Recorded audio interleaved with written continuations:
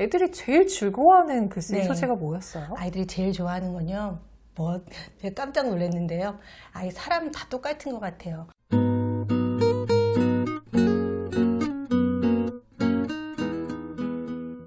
대한민국 학부모를 위한 실천적인 교육 전문 채널 뷰지팝 스튜디오 오신 것을 환영합니다. 오늘 스튜디오에는 문해력에 대해서 조금 깊이 있는 얘기를 해주실 작가님을 모셨습니다.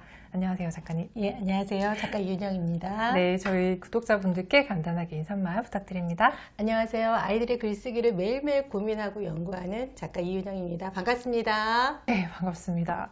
작가님 집필 활동도 엄청 왕성하게 하시고, 예. 네, 그리고 또 글쓰기 강의도 네. 굉장히 많이 하고 계신데요. 네, 예. 아이들 글쓰기도 이제 네. 강조하시고 어른들 글쓰기도 그럼요. 하시잖아요. 예. 네, 근데 작가님 글쓰기의 네. 포인트를 저는 네. 10분 동안 메모해서 쓰는 글쓰기다라고 해가지고 굉장히 네. 인상적으로 봤거든요. 네. 작가님이 강조하시는 메모 글쓰기라는 게 뭔가 정말 10분만 쓰면 되는 건지 네. 간단하게 소개 좀 해주실까요? 네, 매일 10분만 여러분들이 굉장히 짧은 시간이라고 생각하실지 모르겠지만 매일 10분만 자기의 생각과 감정과 경험을 쓰는 것만으로도 글쓰기 훈련을 충분하게 할 수 있고요. 내 생각을 꺼내서 이렇게 글로 쓰는 작업을 하는 것만으로도 내 생각이 지금 이런 생각이구나. 내 감정이 이런 감정이구나 라는 것을 알아차릴 수 있게 되고요.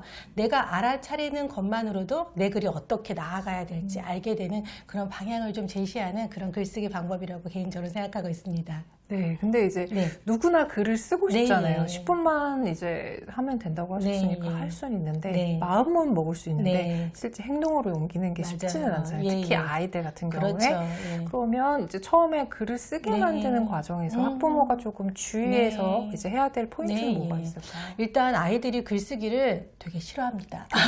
인정하고 싶지 않지만 어른들도 마찬가지고요. 아이들도 굉장히 글쓰기 싫어하는데요.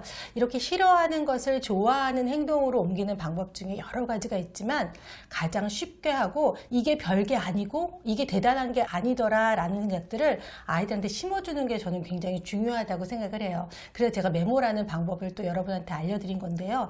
아이들한테 제일 힘들어하는 게 뭐냐면 처음에 시작을 어떻게 할지 모르겠어 이런 얘기 되게 많이 해요. 그런데 가만히 생각해보면 우리가 굳이 처음 시작을 내 글로 안 해도 된다는 생각을 저는 개인적으로 했어요. 예. 부모님이 아이가 끙끙대고 있으면 끙끙대면서 30분 동안 1시간 동안 지루하게 시간을 보내는 것보다 오늘 네가 있었던 일 중에서 가장 즐거웠던 한순간을 떠올려 봐라. 혹은 지금 너의 감정을 그냥 한 줄로 표현해봐라. 이게 저는 처음에 시작이 아닌가라는 생각이 들어요. 그래서 그렇게 하는 것만으로도 아이들이 시작을 굉장히 쉽게 할 수 있고 재미있게 할 수 있고요. 두 번째 포인트는 무엇보다 즐거웠던 경험을 쓰는 게 저는 가장 좋은 것 같아요. 제가 이제 성인의 글쓰기도 같이 하고 있는데 성인들께서 글쓰기에 딱 오시면 제일 먼저 하고 싶으신 게 본인의 힘들었던 얘기, 조금 어두웠던 부분들, 그런 내면의 이야기들을 많이 토로하고 싶어 하세요.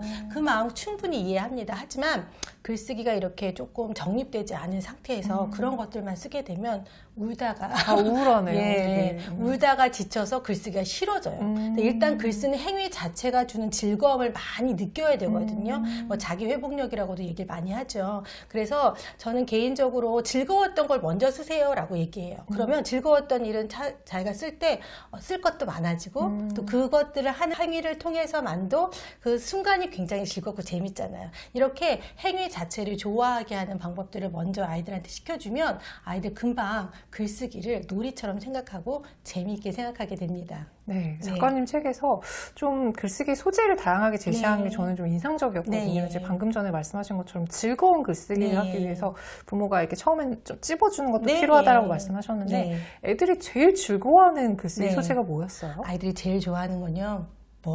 제가 깜짝 놀랐는데요. 아이 사람 다 똑같은 것 같아요. 맛있는 거 먹을 때 먹는 얘기, 먹는 얘기. 그리고 여러분이 굉장히 좋아하는 음식 얘기, 맛있었던 내가 어느 레스토랑 가서 저는 맛집 쓰기 이런 것도 시켜요. 너희들이 그냥 기록이라고 생각하기 쉽잖아요. 예, 그런데 아이들이 그걸 자기가 가장 재미있게 경험했던 것이 저는 글쓰기 소재 중에 제일 중요한 게 직접 경험이라고 생각을 해요. 뭐 독서도 분명히 좋은 글쓰기의 토대가 되기도 하지만 가장 좋은 건 내가 지금 방금 직접 경험한 일인데 이 먹는 것은 오감을 완벽하게 만족시켜주는 시각, 후각, 청각, 미각, 촉각까지 전부 다 완벽하게 그 완성되는 그런 글감이잖아요.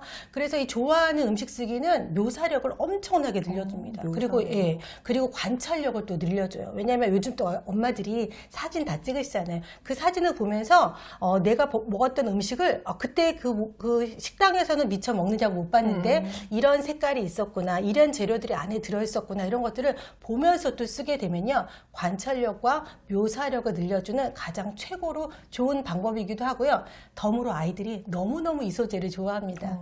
그래서 아이들이 힘들게 글쓰기 하지 마시고요. 오늘 내가 저녁에 먹었던 거, 엄마가 해준 음식 중에 가장 맛있었던 거, 혹은 내가 이번 주에 먹었던 외식 그 음식 중에서 어떤 게 제일 맛있었는지, 그런 한 가지 음식을 선택해서 그것에 대해서 안에 내용물도 묘사하게 하고요. 냄새도 표현하게 하고, 그 다음에 그 먹는 소리들 있잖아요. 이런 것들도 다 하면 아이들의 오감을 충분하게 자극시켜주는 아주 좋은 글감이 됩니다.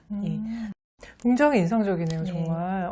쉽게 시작해 보실 네. 수 있을 것 같아요. 그리고 여러분께서 사실은 특히 어른들이 좋아하는 에세이 같은 거 보시면요, 작가들이 본인이 갔던 좋았던 그 장소나 그다음에 뭐 여행기라든지 아니 음식에 대한 에세이도 굉장히 많아요. 그래서 사실 그게 다 좋은 글감인데 아이들이 그걸 쓰면, 혹은 엄마들은 아이들은 되게 거창하고 대단한 걸 쓰길 바라세요. 맞아요. 독후감을 꼭 써야 되고, 맞아요. 그리고 또 만화책에 대해서 독후감 쓰면 절대로 안 되고, 그런데 저는 만화책도 독후감으로 충분히 좋은 소재가 될 수 있다고 생각하거든요. 그러니까 세상에 널린 많은 소재들을 글감으로 표현하는 것들이 굉장히 중요하고요. 거기에서 아이들이 즐거움을 느끼는 거, 그게 제일 먼저 글쓰기에서 여러분들이 꼭 놓치지 말으셔야 되는 그런 부분이 아닌가라는 생각이 듭니다.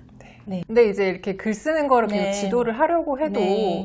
이게 영 안 되는 애들 네. 있잖아요. 예. 근데 말하는 건 그래도 조금 괜찮은데 쓰는 건 정말 좀 힘든 애들. 이런 애들은 또 어떻게 지도하면 좋을까요? 요즘에 사실은 말 잘하는 친구가 꽤 많아요. 그죠. 어렸을 때부터 어머님들이나 또 부모님들이 많이 사진도 촬영해 주시고 동영상도 많이 촬영을 해서 아이들이 사실은 글쓰기보다 자기의 생각을 말하는 거 훨씬 더 좋아하거든요.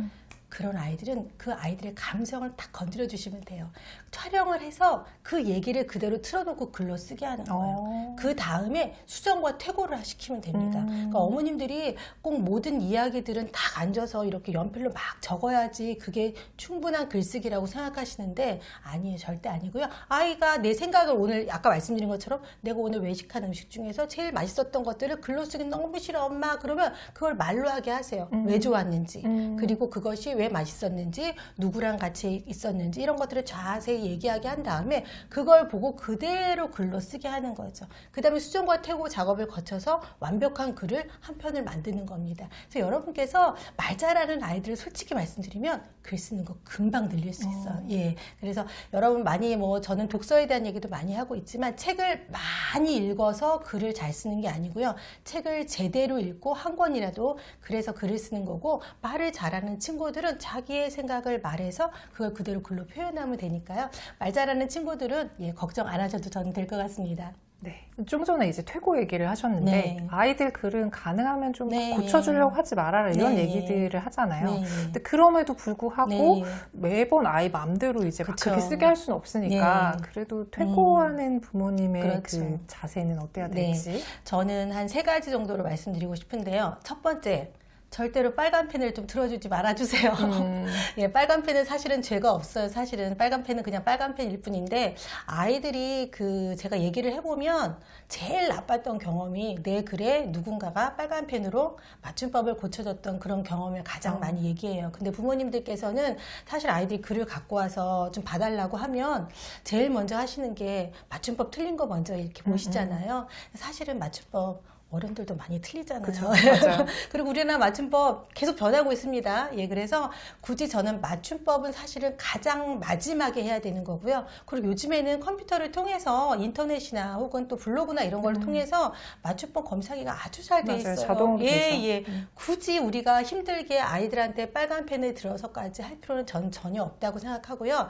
가장 중요한 건 뭐냐면요. 너의 생각이 여기 얼만큼 표현되는지 그걸 반드시 체크하셔야 돼요. 그래서 글을 갖고 오면 전 제일 먼저 질문을 해요. 네가 이 글을 통해서 얘기하고 싶은 거는 뭐니? 라고 물어봐요. 그래서 저랑 수업을 좀 많이 한 학교의 친구들은 항상 이렇게 글을 쓸 때 제가 뒤에 있는 것 같대요. 작가님이 네가 도대체 하고 싶은 게 말이 뭐야? 이런 말이 들리는 것 같다는 그런 얘기도 하는데 그 말이 어디에 어떻게 표현되는지 아이 스스로 체크할 수 있도록. 그래서 부모님이 제일 먼저 하시는 일은 네가 글을 한번 읽어보고 네가 너의 생각이나 네가 표현하고 싶은 게 무엇인지 어디에 어떻게 나왔는지 밑줄을 한번 글하고 얘기해 보세요. 이거 굉장히 중요합니다. 어른들도 자기가 한 편의 에세이를 쓸 때 내가 이런 생각을 얘기하고 싶었는데요. 저 정작 써보니까요. 마지막에 한 줄밖에 못 쓴 것 같아요. 그런 경우 굉장히 많거든요. 예. 저 끝에 한 줄 딱 나오고. 그건 좋은 글이 아니거든요. 특히 요즘처럼 글이 굉장히 많은 시대에는 자기 생각이 빨리, 최대한 빨리 결론부터 쓰라는 얘기도 있잖아요. 그래서 내 생각이 어디에 나는지 아이가 가장 좋아하는 펜으로, 가능하면 전 좋아하는 거 좀 좋아하거든요. 네. 빨간 펜이 아닌 아이가 좋아하는 펜으로 직접 이렇게 체크하게 하고 그게 어디에 있는지 스스로 보게 하고, 두 번째로 중요한 건요, 아이들이 자기 글을 꼭 소리내서 한번 읽어봐야 됩니다. 글은 쓰는 목적이 누군가한테 읽힐 목적으로 쓰여요. 그런데 우리는 절대 자기 글을 읽지 않습니다. 이건 완전히 아이러니한 거죠. 그래서 내 글이 다른 사람한테 어떻게 읽히는지 알기 위해서는 나도 내 글을 소리내서 한번 쭉 읽어봐야 되죠. 그러면 내 글이 다른 사람한테 이렇게 읽히는구나 라고 생각하죠. 그래서 부모님들께서 해주실 건 요 세 가지인 것 같아요. 아이가 이 글에서 말하고 하자 하는 것이 어떤 것인지 체크하는 방법. 그 다음에 두 번째는 자기 글을 꼭 소리 내어서 한번 읽어보는 거. 세 번째는 절대 빨간 펜 대신 좋아하는 펜으로 모든 것들을 체크하시고요. 이때 저한테 질문 많이 하시는데, 그럼 작가님 계속 맞춤법 틀리는데 어떻게 해요? 라고 얘기하시는데요.